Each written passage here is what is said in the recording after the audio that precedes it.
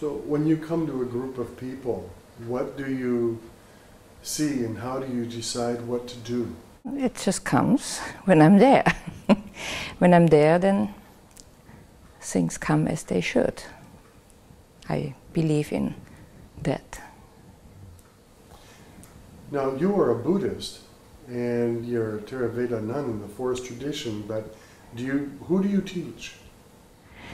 Well, I wouldn't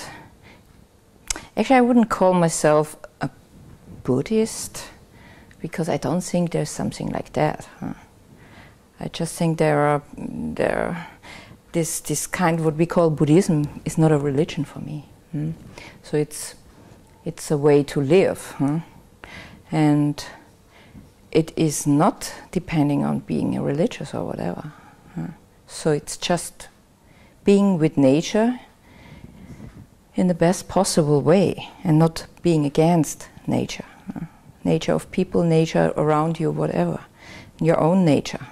Just living with it in the most peaceful way, and that it creates the least possible suffering for ourselves and others, that's all. There's no need to be religious or doing any kind of special rituals. It's just being present, and then we learn more and more to be with Dhamma, to be with nature as it is. That's all. It's very simple, very easy. It just is so far away from what we usually do. That's why people think it's a difficult exercise, or you have to close your eyes and sit for hours.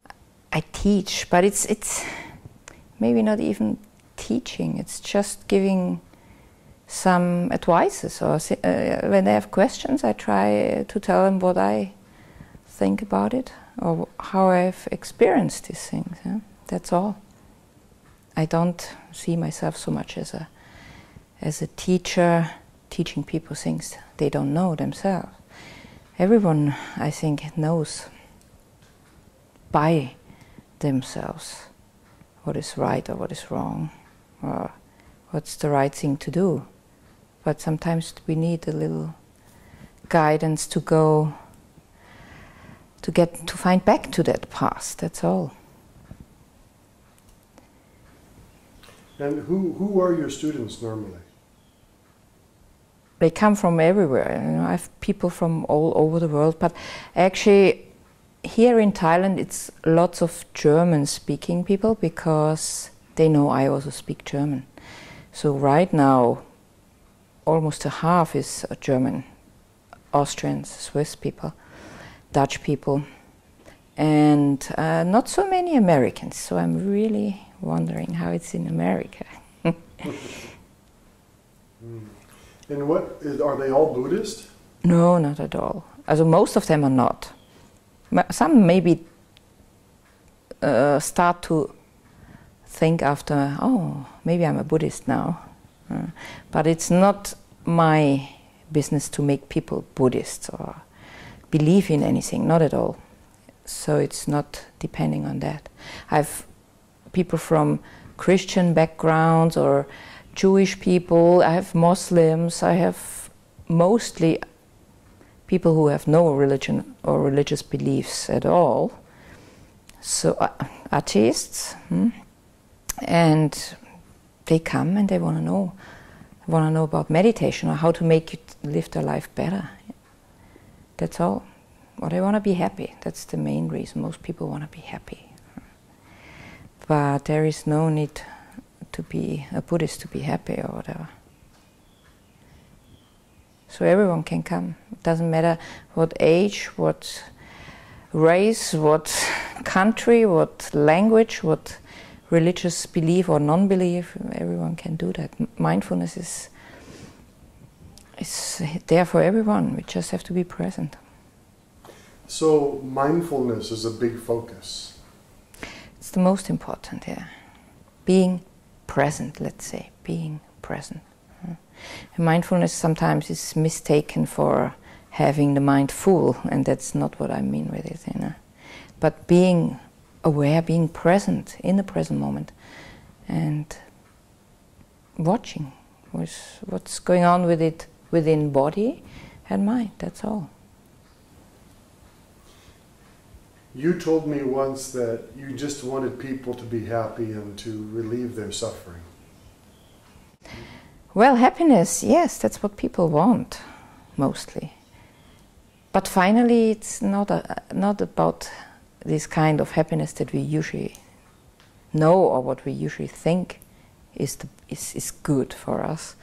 This real happiness is beyond that. You know, it's something where you're independent of wherever you are. If you're in India or if you're in Thailand or if you're in America or with whom you are, or just independence, freedom. That gives another kind of happiness, which is not depending on that you are excitingly happy or whatever. It's just independence and peace. Being at peace with yourself and with your surrounding.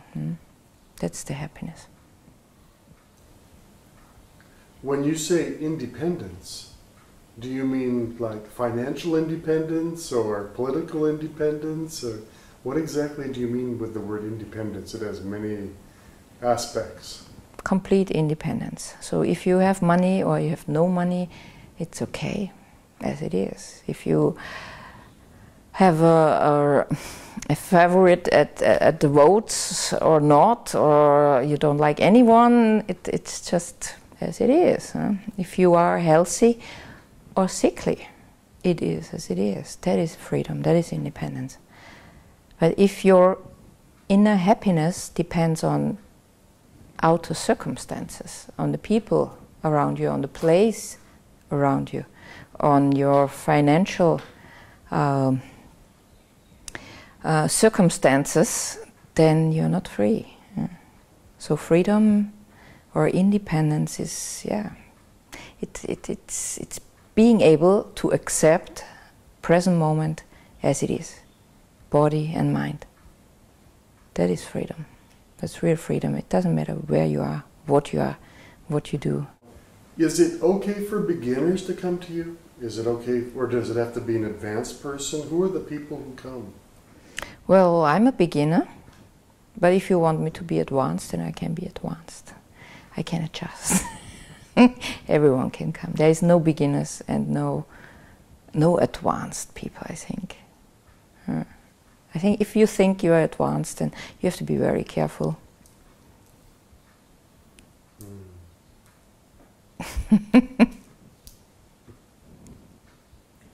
Now, what is that you're using down there? I see. My mala. That's the mala for the beginners. It always reminds me, be here and now. You know, I could make a mantra here, now, here, now, here, now. But usually I use Buddho, Dhammo, Sangho, the Buddha, the Dhamma, and the Sangha. Which is how they say it in Thai. Buddho, name of the Buddha, Dhammo, name of the Dhamma, and Sangho, the name of the Sangha. But you can use Allah or Jesus, Yesu, Yesu. I saw many people do Yesu, Yesu. Or whatever. We have no goals. We have just the present moment. That is important. So you have your goal when you're in the present. Present moment is the most important thing. That's all.